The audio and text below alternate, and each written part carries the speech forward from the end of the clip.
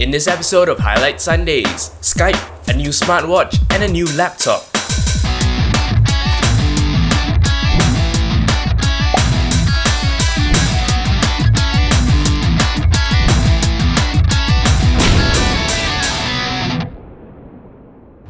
Hello and welcome back to Highlight Sundays. It is the 21st week of 2013 and here are your highlights. First, a PSA from Gizmodo. Well, it is entitled PSA. Your Skype messages aren't as private as you think they are. So now, here's the deal. The article itself admits that, well, Skype messages being encrypted end-to-end shouldn't actually be open to eavesdropping from, anyone in the middle. However, what this article is saying is it has seen evidence, I guess, that messages being sent containing links actually have sort of unexpected clicks to the links. Now, what's kind of fishy is the IP addresses that gain access to these links were actually IP addresses belonging to Microsoft. Does that mean Microsoft is dipping into our messages and possibly reading, what we may not want them to read? Well, here's the deal. We cannot be sure what Microsoft is actually doing with, whatever they pick up. In fact, we cannot even be sure what Microsoft is actually doing. It could be argued that those links were actually visited by some antivirus measures that Microsoft has put into Skype.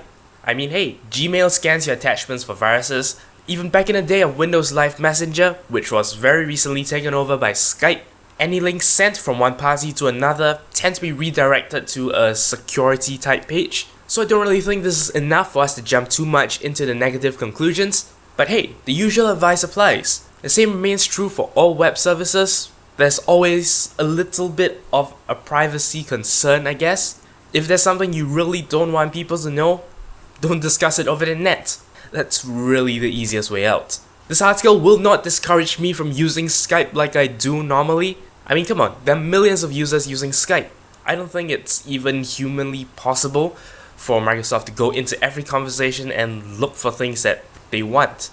And I don't even know what that is. Our next article comes from Engadget and it covers a smartwatch. This article is entitled Agent Smartwatch Launches with a Kickstarter Campaign, Promises Unparalleled Battery Life.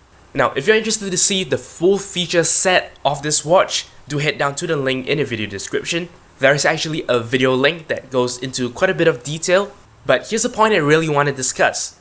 After watching that video, I realized that, most of the features are very much like the features in the Pebble. Now bear in mind, I'm not accusing anyone of copying. It just kind of worries me that, are all smartwatches trying to go for the same formula? Because really the features in this particular smartwatch are pretty much the same. It's all things like phone connectivity, you will receive notifications from your phone, you'll be able to control various aspects of your phone, for example, your music, playing, pausing, previous, next kind of stuff. And of course, you will also be able to create your own custom watch faces and stuff like that.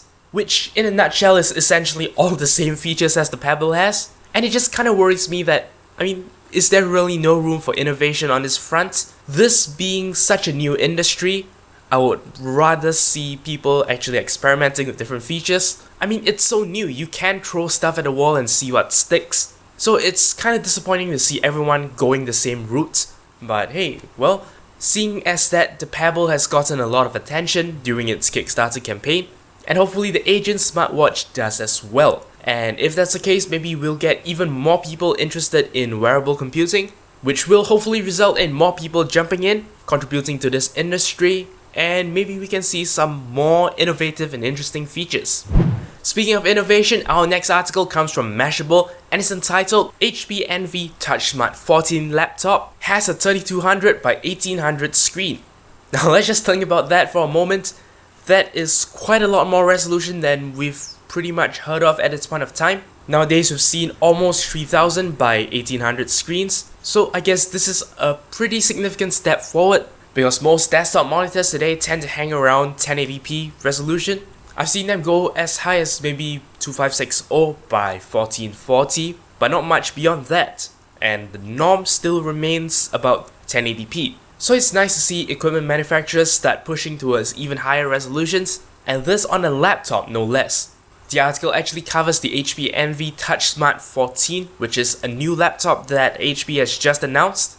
Of course, it also comes with a cheaper variant with a normal resolution screen 1366 by 768, so you might want to look into that as well. If you're interested to find out more specs about this particular piece of kit, you can check out the link in the video description. It will take you to Mashable. Our last article today has nothing to do with anything else really. It is entitled, How One Artist Makes Hypnotic GIFs from Video Loops. Now you've probably seen some of this or things that kind of work in the same way. Basically, when a video goes into a loop, what you can do is you can actually just pull out the motion and lay them over each other so you can see many clones of the same motion.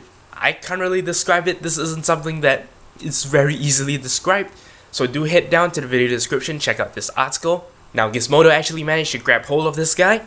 They actually interviewed him a little bit, so there is some write-up on that particular article as well, in addition of course to a number of these GIFs that this person has created, and a link to his blog where there are even more of such pictures. So yeah, do check it out, very interesting concept, link in the video description.